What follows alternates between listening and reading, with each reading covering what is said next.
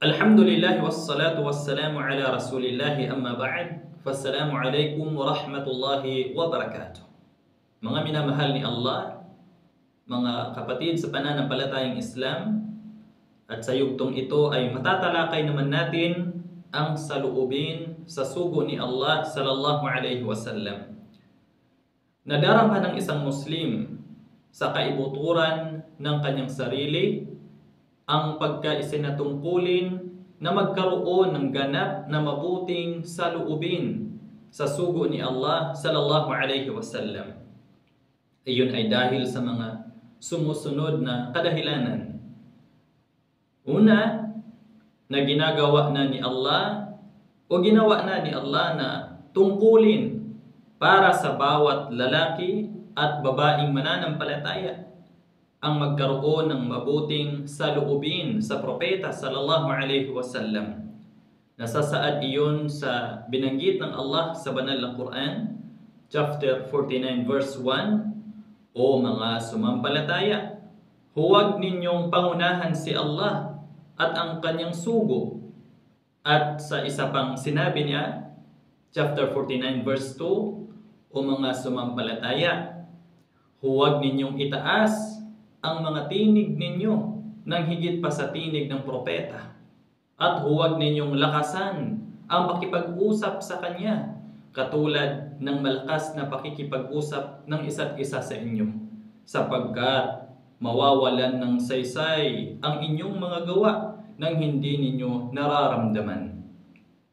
At pangalawa, na si Allah ay nag-obliga sa mga mananampalataya na tumalima sa Kanya at ginawa rin niya na isang tungkulin ang pagmamahal sa Kanya.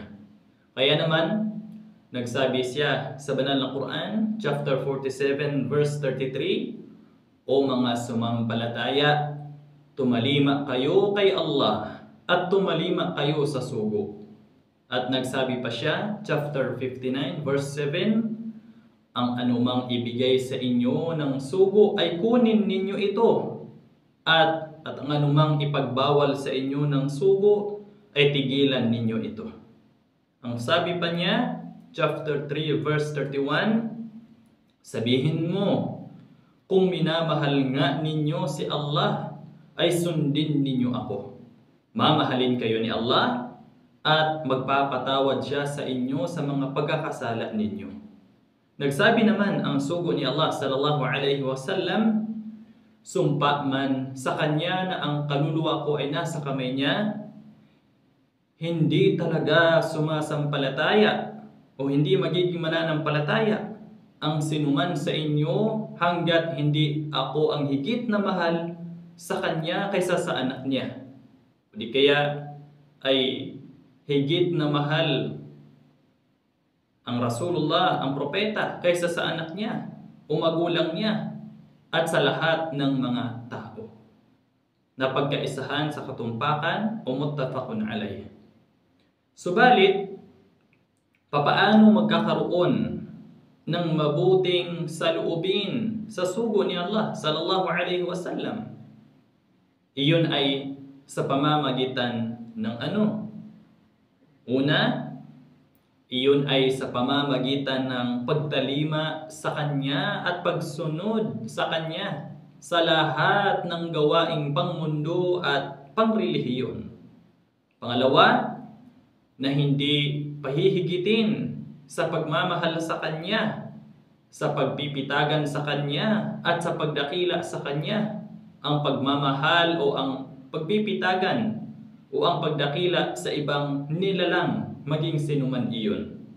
Pangatlo, ang pagkampi sa sinumang kumakampi sa Kanya at ang pagkalaban sa sinumang kumakalaban sa Kanya at ang masiyahan sa ikinasisiya niya at ang magalit sa ikinagagalit niya.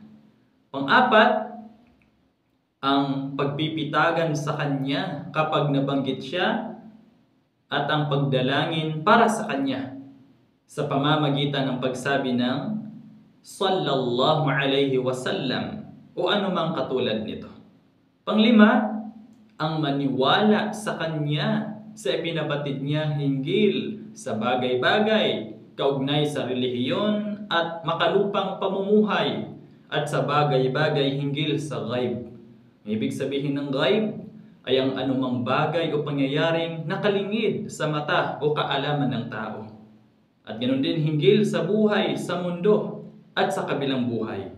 At pang-anim, ang pagsasabuhay ng sunna niya, ang pagpapairal sa batas na ipinahayag sa kanya, at ang pagpaparating ng paanyaya niya at ang pagpapatupad ng tagubilin niya.